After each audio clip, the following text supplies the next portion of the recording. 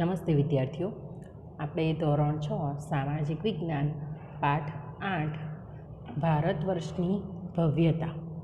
હવે આગળના વિડીયોમાં આપણે ભારત વર્ષની ભવ્યતા એટલે કે અત્યાર સુધીમાં જે પણ ભારત દેશમાં બન્યું, ધારો કે 1 થી 7 પાઠમાં આપણે ભણી ગયા કે આદિમાનવથી લઈને જે નવી ક્રાંતિ થઈ, સ્થાયી જીવન સુધીની જે એની સફર હતી એના વિશે, પ્રાચીન ગ્રંથો વિશે અને આપણી જે રાજ્ય વ્યવસ્થા વિશે પણ ભણી ગયા.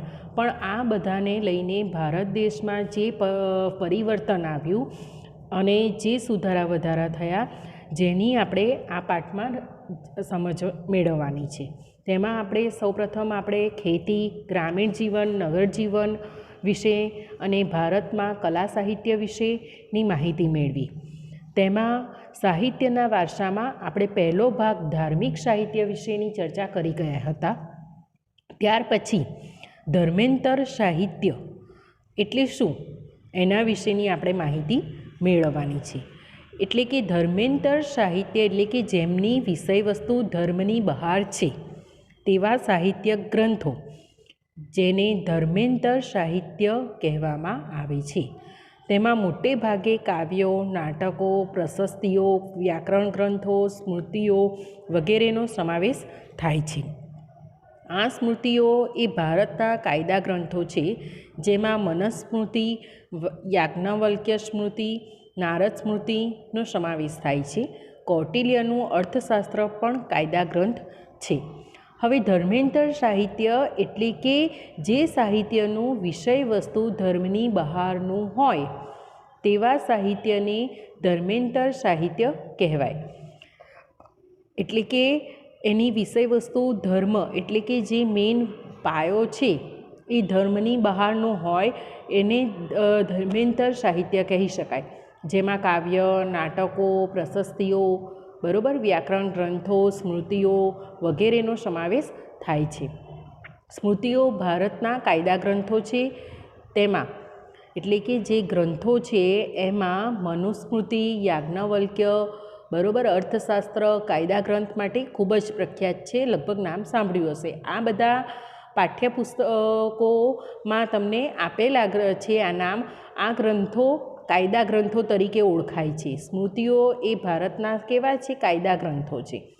હવે એમાં મહાકવિ કાલિદાસ, ભાસ, શૂદ્રક, ભારવી વગેરે સંસ્કૃત સાહિત્યના મહાન સાહિત્યકારો છે. બરાબર, એમાં મહાકવિ કાલિદાસ, ભાસ, શૂદ્રક, ભારવી વગેરે સંસ્કૃત સાહિત્યના શું છે? સાહિત્યકારો છે. બરાબર, તેમાં આ કવિઓનો સમાવેશ થાય છે. આવા અગત્યના મહાકાવ્યો અને નાટકોમાં અભિજ્ઞાન, પછી શાંકુતલમ, રઘુવંશમ, મેઘદૂતમ, કિરાતાર્જુનીયમ, સ્વપ્નવાસવદત્તમ, મૃતકટિકમ વગેરેનો સમાવેશ થાય છે. આ બધા શું છે? નાટકોના નામ છે. હવે આ પાઠમાં જેટલા ગ્રંથો, નાટકો, આ બધાનું વાંચન તમે વારંવાર કરશો તો તમને યાદ રહેશે. બરાબર, તમને પ્રશ્ન તરીકે પૂછી શકાય કે સાહિત્યકારોના નામ આપો. તેમાં આપણે સાંભળી ગયા કે મહાકવિ ભાસ, કાલિદાસ, શૂદ્રક, ભારવી, બરાબર, આ સાહિત્યકારોના નામ છે. આ પાઠમાં તમારે ફક્ત ગ્રંથો, કવિઓ વિશેની માહિતી મેળવવાની છે અને તેના નામ યાદ રાખવાના છે. એટલે એ કઈ રીતે શક્ય બને કે જ્યારે તમે પાઠનું વાંચન કરશો ત્યારે. પછી તમને એવું પૂછી શકાય કે નાટકોમાં ના નામ આપો, તો તમે આ બધા નાટક તો લગભગ શબ્દો અટપટા છે, પણ બધા તો ના આવડી શકે, પણ 3 થી 4 તો તમને યાદ રહેવા જ જોઈએ. જેમાં શાંકુતલમ, રઘુવંશમ, મેઘદૂતમ, કિરાતાર્જુનીયમ, બરાબર, આ બધા નાટકોના નામ છે. હવે દક્ષિણ ભારતમાં એક વિશિષ્ટ સાહિત્ય જેને સંગમ સાહિત્ય તરીકે ઓળખવામાં આવે છે, તેની રચના ઈસવીસનની પ્રથમ 3 સદીઓમાં થઈ હતી. બરાબર, સંગમ સાહિત્ય એક વિશિષ્ટ સાહિત્ય કઈ જગ્યાએ? દક્ષિણ ભારતમાં ઓળખવામાં આવે છે અને જેની રચના ઈસવીસનની પ્રથમ સદીઓમાં 3 સદીમાં થઈ હતી. મદુરાઈમાં 3 સંગમ સભામાં 1600 જેટલા લોકકવિઓએ વીર કાવ્યોની રચના કરી હતી. 1600 જેટલા જે કવિઓ છે કઈ જગ્યાએ, તો મદુરાઈમાં 3 સંગમ સભામાં આ કવિઓએ વીર કાવ્યોની રચના કરી હતી. આ સાહિત્યમાં તેમણે શિલ્પદિકારમ, મણિમેખલાઈ, બરાબર, આ અગત્યના છે. હવે સંસ્કૃત ભાષામાં સર્વશ્રેષ્ઠ વ્યાકરણ ગ્રંથ પાણિનીનું અષ્ટાધ્યાયી છે. બરાબર, કોનું છે એ વ્યાકરણ ગ્રંથ? પાણિનીનું અષ્ટાધ્યાયી, બરાબર, જે ઈસવીસન પૂર્વે 5મી સદીમાં રચાયું હતું. અશોકના શિલાલેખો પણ પ્રાચીન ભારતના ઇતિહાસમાં મૌર્ય સમાજના વહીવટ તંત્રો તથા બૌદ્ધ ધર્મના નૈતિક નિયમો વિશેની માહિતી આપે છે. હવે જે મૌર્ય સામ્રાજ્યમાં જે અશોક રાજા થઈ ગયો, તેમણે શિલાલેખોમાં જે નૈતિક નિયમો બનાવ્યા હતા, બરાબર, તે વહીવટતંત્ર અને બૌદ્ધ ધર્મની માહિતી આપે છે. ત્યાર પછી ગુપ્તકાળમાં પ્રશસ્તિ કાવ્યો અને ગ્રંથોનો ઘણો વિકાસ થયો હતો. સમુદ્રગુપ્તની પ્રયાગ પ્રશસ્તિ ના લેખક હરિસેન હતા. બરાબર, આ જે પ્રશસ્તિ કાવ્યો એટલે કે એવા કાવ્યો કે કોઈ રાજાની માહિતી આપતા, એ રાજ્યપાટ કે એ સમય દરમિયાનની જે પણ બનાવો અને જે પણ નીતિ નિયમો હતા તેને જણાવતા હતા, તેનું આલેખન કરતા હતા. એ કાવ્યોને પ્રશસ્તિ કાવ્યો કહેવામાં આવતા. ધારો કે અશોક રાજા છે તો અશોક રાજાનું સંપૂર્ણ ચરિત્ર તેમાં આલેખન કરવામાં આવતું હતું. તો ઉદયગીરીની ચંદ્રગુપ્ત દ્વિતીયની પ્રશસ્તિના લેખક વીરસેન સાબા હતા. બાણે હર્ષચરિતમમાં હર્ષની પ્રશસ્તિ કરી છે. હવે લગભગ બાણભટ્ટ, હર્ષવર્ધન રાજા હતો, તેમના રાજદરબારમાં આ જે બાણભટ્ટ હતો એ કવિ હતા. તો એ કવિએ હર્ષવર્ધનના ચરિત્રની હર્ષચરિતમમાં એમણે રજૂઆત કરી હતી. એટલે પ્રશસ્તિ કાવ્યો એટલે કોઈ રાજાના ચરિત્ર, તેના રાજપાટ કે તેના નીતિ નિયમોનું આલેખન કરતા કાવ્યો. બરાબર, તો ધર્મેન્તર સાહિત્ય વિશે તમને ખ્યાલ આવી ગયો હશે કે જેમાં ધર્મને અનુલક્ષીને ધર્મની બહાર જે પણ સાહિત્ય ગ્રંથો, કાવ્યો, નાટકો, બરાબર હોય, એટલે કે ધારો કે હર્ષવર્ધનનું ચરિત્ર છે તો એ ધર્મને લગતું નથી, બરાબર, પણ કોઈ રાજાને લગતું છે, તો એ ધર્મેન્તર સાહિત્ય હર્ષચરિતમ કહી શકાય. બરાબર, એટલે ખ્યાલ આવી ગયો હશે કે કોઈ રાજાને લગતા, પછી કોઈ નાટકો, બરાબર, આ બધાને ધર્મેન્તર સાહિત્ય કહેવામાં આવે છે. ત્યાર પછી વિદેશી મુસાફરના વર્ણનો. તો ભારતમાં સદીઓથી અનેક વિદેશી પ્રવાસીઓ આવતા રહ્યા છે, જેમણે પોતાના ભારત પ્રવાસનના વર્ણનો લખ્યા છે. તેમની આ પ્રવાસ નોંધોમાંથી ભારતીય સંસ્કૃતિ અને પ્રજાજીવનની માહિતી મળે છે. આ મુસાફરોમાં ચંદ્રગુપ્ત મૌર્યના દરબારમાં રહેલા ગ્રીક એલચી મેંગેસ્નીસ ખૂબ જ અગત્યના છે. હવે ગ્રીક એલચી એટલે કે કોઈ દેશના તરફથી બીજા દેશના રાજ્ય દરબારમાં જે તેના સુધારક તરીકે, ક્યાં તો કોઈક તમે કહી શકો કે ધારો કે કોઈક સલાહ સૂચક તરીકે પણ વ્યક્તિને નીમવામાં આવે તો એને એલચી કહી શકાય. એટલે કે ચંદ્રગુપ્ત મૌર્યના દરબારમાં ગ્રીક દેશમાંથી એક વ્યક્તિને નિમણૂક કરવામાં આવી હતી, જેને મેંગેસ્નીસ કહેવામાં આવતા હતા. તો એ આ રાજદરબારમાં ચંદ્રગુપ્ત મૌર્યના રાજદરમાં હતા. તેમણે ઇન્ડિકા નામનો એક ઉત્કૃષ્ટ ગ્રંથ લખ્યો છે, જેમાં મૌર્ય યુગ વિશે આપણને માહિતી પ્રાપ્ત થાય છે. એટલે કે આ જે પણ વ્યક્તિ હોય એ સમય પૂરતો કોઈ ગ્રંથ લખ્યો કે જેણે બહારથી આવી અને અહીંના આપણા ભારત દેશના રાજા વિશે કોઈ ગ્રંથ લખ્યો, તેનો ચરિત્ર અને જે પણ વર્ણન કર્યું એ વિદેશી મુસાફરના વર્ણનોમાં આવી જાય છે. તો ઇન્ડિકા નામનો એક ઉત્કૃષ્ટ ગ્રંથ લખ્યો છે, જેમાં તેમણે મૌર્ય યુગ વિશેની માહિતી આપણને આપી છે. એ જ પ્રમાણે ગ્રીક નાવિક ટોલેમી જે ભૂગોળ વિશે લખેલા ગ્રંથમાં ભારતના બંદરો વિશેની માહિતી મળે છે. ગ્રીક નાવિક હતો ટોલેમી, જે તેમણે કયા ભૂગોળમાં જે વિશે લખેલા ગ્રંથમાં ભારતના જે પણ બંદરો છે, જે બંદરો એટલે કે જે પણ સમુદ્રને માર્ગે જે વહીવટ થાય છે, વેપાર થાય છે, તે બંદરો કે માલની લેવેચ થાય છે તેના વિશેની માહિતી ટોલેમીએ ભૂગોળ વિશે લખી છે. ચંદ્રગુપ્ત દ્વિતીયના સમયમાં આવેલ ચીન મુસાફર ફાહિયાને અને સમ્રાટ હર્ષવર્ધનના સમયમાં આવેલ ચીની મુસાફર યુએનસાંગ તેમણે તત્કાલીન ભારતીય સમાજ જીવન, શાસકો અને સંસ્કૃતિનું અદ્ભુત ચિત્રણ કરેલું છે. એટલે કે કયા રાજાના સમયમાં કયા મુસાફર આવ્યા એ તમારે યાદ રાખવાનું રહ્યું. એટલે કે સૌપ્રથમ ચંદ્રગુપ્ત મૌર્યમાં કોણ આવ્યું હતું? ગ્રીક એલ્ચી મેંગેત્સનીસ. બરાબર. તેમણે કયો ગ્રંથ લખ્યો? તો ઇન્ડિકા. પછી મૌર્ય યુગ વિશે તેમણે માહિતી આપણને આપી. ત્યાર પછી એ જ પ્રમાણે ગ્રીક નાવિક ટોલેમીએ ભૂગોળ વિશેના ગ્રંથોમાં બંદરો વિશેની માહિતી આપી. ત્યાર પછી ચંદ્રગુપ્ત દ્વિતીયના સમયમાં ચીની મુસાફર ફાહિયાને અને સમ્રાટ હર્ષવર્ધનના સમયમાં આવેલ ચીની મુસાફર યુએનસાંગે ભારતના સમાજ જીવન, શાસકો, સંસ્કૃતિ વિશેની માહિતી આપી. બરાબર. તો આ થયા વિદેશી મુસાફરના વર્ણનો. ત્યાર પછી વેપારીઓ અને નવા માર્ગો. પ્રાચીન સમયમાં ભારત વિવિધ ચીજવસ્તુઓ તેમજ વિદેશો સાથે વેપાર વાણિજ્યમાં મોખરે હતું. એટલે કે ભારત, તમને લગભગ ખ્યાલ હશે કે ભારતના મરી મસાલા, સુતરાઉ કાપડ, બરાબર, આ બધી વસ્તુઓની નિકાસ થતી હતી બીજા દેશોમાં, અને આપણે અમુક વસ્તુ આયાત પણ કરતા હતા.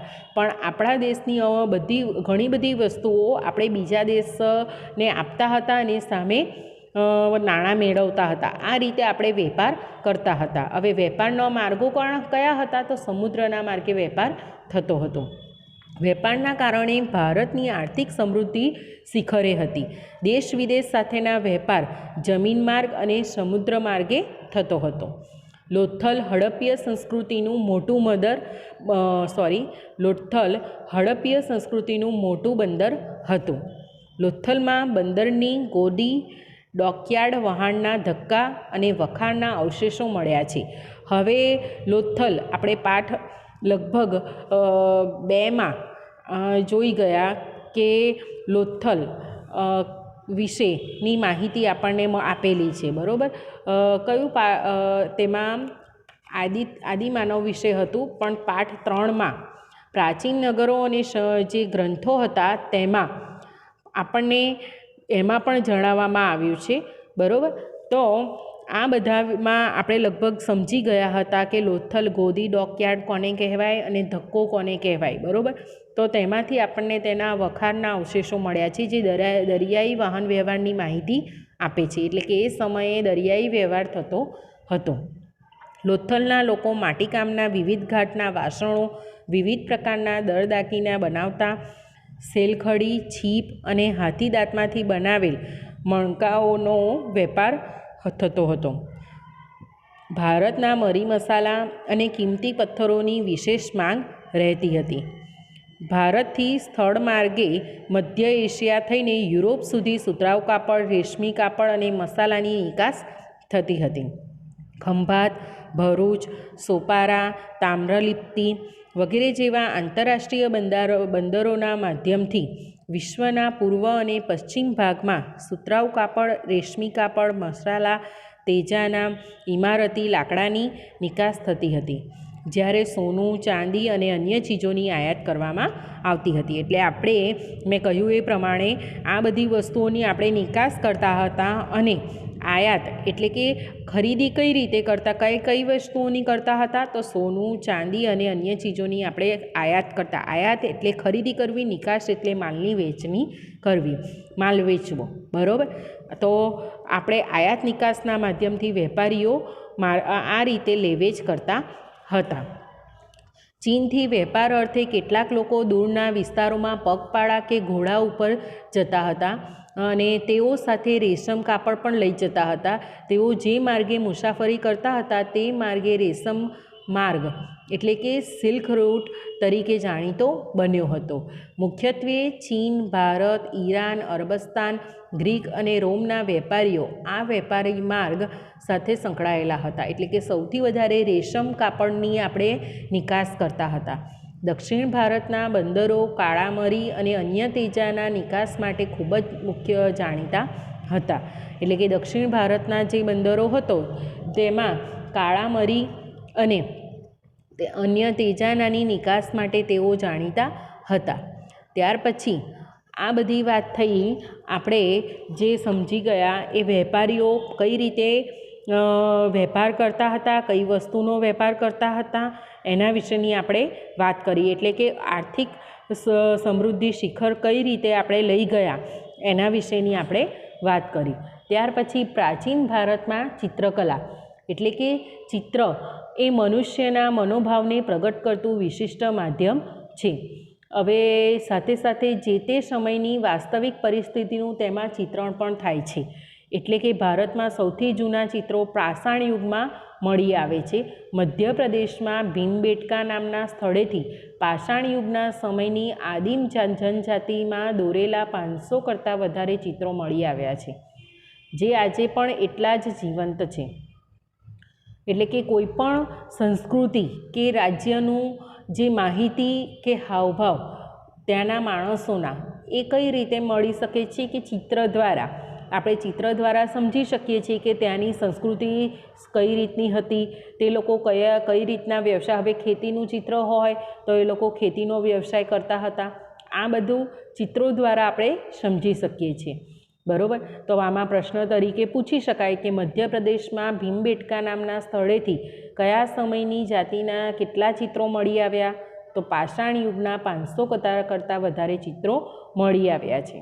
આ સિવાય અજંતા, ઇલોરા, બાઘની ગુફાઓ અને અમરાવતીમાં ભારતીય સંસ્કૃતિ સાથે સંકળાયેલા ચિત્રો મોટા પ્રમાણમાં મળી આવ્યા છે. એટલે કે આ સિવાય અજંતા, ઇલોરા, બાઘની ગુફાઓ, આ અમરાવતી વગેરે જગ્યાએ ભારતીય સંસ્કૃતિના ચિત્રો મળી આવ્યા છે. તો આ રીતે તમારે અલગ અલગ શબ્દો વાંચન કરી પાઠનું વાંચન ખૂબ સારી રીતે કરશો તો ટૂંકમાં એક વાક્યના એક શબ્દના જવાબો આ પાઠમાંથી ખૂબ પૂછાશે, તેનો તમે જવાબ આપી શકશો. હવે અજંતા ઇલોરાના જે ચિત્રો હતા તે વિશ્વવિખ્યાત છે, જેમાં બુદ્ધની જાતક કથાઓ એટલે કે બુદ્ધ ભગવાનની જે કથાઓ છે તેમના જીવન પરિચય વિશેની માહિતી મળે છે અને બુદ્ધની સાધનાઓના ચિત્રો વ્યક્ત કરવામાં આવ્યા છે. પદ્મપાણીનું વિશ્વવિખ્યાત ચિત્ર ભારતીય સંસ્કૃતિનું ઘરેણું છે. તો ઇલોરાની નું શિવ મંદિર એક જ શિલામાંથી કોતરેલું મહાન શિલ્પ છે. બરાબર. આ એક જ શિલામાંથી એટલે કે એક જ પથ્થરને કોતરીને એક મહાન મંદિર બનાવવામાં આવ્યું. એ કયું હતું? ઇલોરાનું શિવ મંદિર. બરાબર. હવે આમાંથી તમને પ્રશ્ન પૂછી શકાય કે એક શિલામાંથી કયું મંદિર બનાવવામાં આવ્યું હતું, કયું મહાન શિલ્પ બનાવવામાં આવ્યું હતું? તો ઇલોરાનું શિવ મંદિર. ત્યાર પછી આગળ પ્રાચીન ભારતમાં શિલ્પ અને સ્થાપત્ય એટલે કે હડપ્પીય સભ્યતામાં જોવા મળતું નગર આયોજન એ ભારતીય સ્થાપત્યના વિશ્વ પ્રસિદ્ધ નમૂના છે. એક સમાન નગર રચના, સ્નાનાગાર, અનાજ કોઠાર, ઔદ્યોગિક એકમો, વરસાદી પાણીનો પ્રબંધ વગેરે સાથે હડપ્પીય સભ્યતા સંકળાયેલી છે. એટલે કે આપણે પ્રાચીન નગરો અને ગ્રંથોના પાઠમાં હડપ્પીય સંસ્કૃતિ વિશેની માહિતી મેળવી ગયા. બરાબર. પાઠ 2માં પણ લગભગ તમને આપેલું જ છે.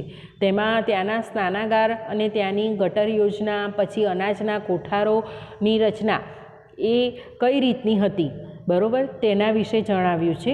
જે પ્રાચીન ભારતનો ઇજનેરી કળાનો ઉત્તમ નમૂનો છે. એ સમયે પણ સવડત અને ની સૂઝબૂઝથી એ લોકો એ રીતની વસ્તુ બનાવતા હતા કે જેના ધારો કે ઊંચા ઓટલાવાળા મકાનો કે જે ભેજ કે પૂરથી રક્ષણ મેળવવા માટે આ એક ઉદાહરણ છે. તો એ પોતાની સૂઝબૂઝ અને ઇજનેરી કળાનો નમૂનો છે. બરાબર. ત્યાંના સ્થાપત્યો ગુફા સ્થાપત્ય, મંદિર સ્થાપત્ય, મહેલોના સ્થાપત્યનો સમાવેશ થાય છે. ગુફા સ્થાપત્યોમાં બારની પહાડીઓ, નાસિકના ગુફા શિલ્પો, અજંતા ઇલોરા અને અમરાવતીના ગુફા શિલ્પોનો સમાવેશ થાય છે. શિલ્પકલામાં મૂર્તિકલાનો ભારતમાં પૂર્ણપણે વિકાસ થયો હતો. મૂર્તિકલામાં બે કળા શૈલીઓ પ્રાચીન ભારતમાં પ્રચલિત હતી. એક તો ગાંધાર કલા કે જે ગ્રીક અને ભારતીય કલા શૈલીનો સંગમ હતો. ઉત્તર પશ્ચિમ ભારતમાં અફઘાનિસ્તાનમાં આવેલા તક્ષશિલા અને ગાંધારમાં આ કલા શૈલીના અનેક નમૂના મળ્યા છે. તેમાં બુદ્ધની મૂર્તિઓ મોટા પ્રમાણમાં બની હતી. બુદ્ધની વિશાળ પ્રતિમાઓ આ કલા શૈલીના બામિયાન અને ચારસ સડ્ડામાં જોવા મળે છે. બરાબર. ગાંધાર કલા તો ગ્રીક અને ભારતીય કલા શૈલીનો સંગમ હતો. ત્યાર પછી અન્ય કલા શૈલી સંપૂર્ણ ભારતીય હતી, જેમાં મથુરા કલા તરીકે ઓળખાય છે. તેમાં પણ સૌપ્રથમ બુદ્ધની મૂર્તિઓ બની. ત્યારબાદ મથુરા કલા શૈલીમાં હિન્દુ દેવી દેવતાઓની મૂર્તિઓ બનાવવા લાગી અને અમરાવતી, અજંતા, નાસિક, સારનાથમાં પણ મૂર્તિકલાનો નમૂનો પ્રાપ્ત થયા છે. એટલે કે તે સમયે મૂર્તિકલામાં ગાંધાર કલા અને મથુરા કલા એમ બે ભાગ પડ્યા હતા. મથુરા કલામાં લગભગ બુદ્ધની મૂર્તિઓ બનતી હતી. બરાબર. અને ભારતીય સંસ્કૃતિના દેવી દેવતાઓની મૂર્તિઓ તેમાં બનતી હતી. ત્યારબાદ જે ગાંધાર કલા હતી તેમાં અફઘાનિસ્તાનમાં આવેલા તક્ષશિલા ગાંધારમાં કલા શૈલીના અનેક નમૂના મળ્યા હતા. તેમાં બુદ્ધની મૂર્તિઓ મોટા પ્રમાણમાં બનતી હતી અને તેમાં બામિયાન અને ચારસ સડ્ડામાં જોવા મળે છે. તો આપણે આજે જે પણ સમજી ગયા એ પાઠનું વાંચન કરશો તો ખૂબ સારી રીતે આવડશે.